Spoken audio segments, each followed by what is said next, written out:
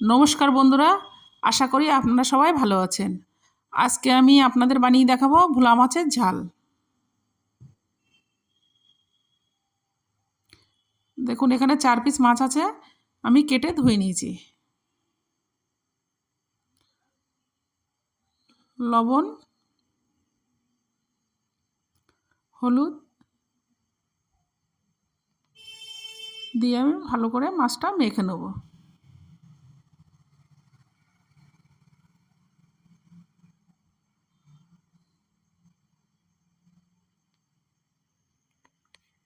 মাখা আমার হয়ে গেছে, কড়া গরম হয়ে গেছে, আমি তেল দিয়ে দিচ্ছি। একটু লবণ দিয়ে দিচ্ছি। একে একে মাছগুলো আমি দিয়ে দেবো। মাছগুলো আমার ভাজা হয়ে গেছে, আমি তুলে নিচ্ছি।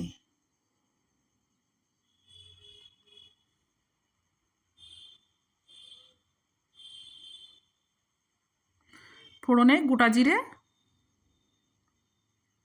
এখানে আমি সর্ষে আর জিরে বাটা আছে, আমি দিয়ে দিচ্ছি।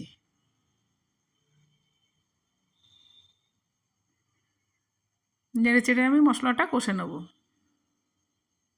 এখানে আমার একটা টমেটো আছে, আমি দিয়ে দিচ্ছি।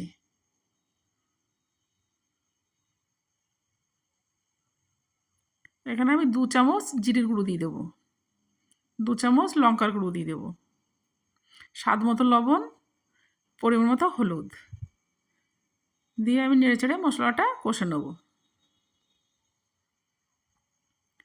মশলাটা আমার কষা হয়ে গেছে, এবার আমি পরিমাণ মতো জল দিয়ে দেবো।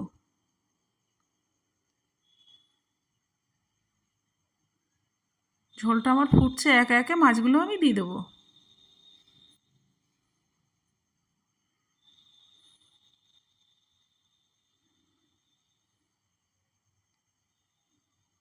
ওপর দিয়ে আমি কয়েকটা কাঁচা লঙ্কা দিয়ে দেবো।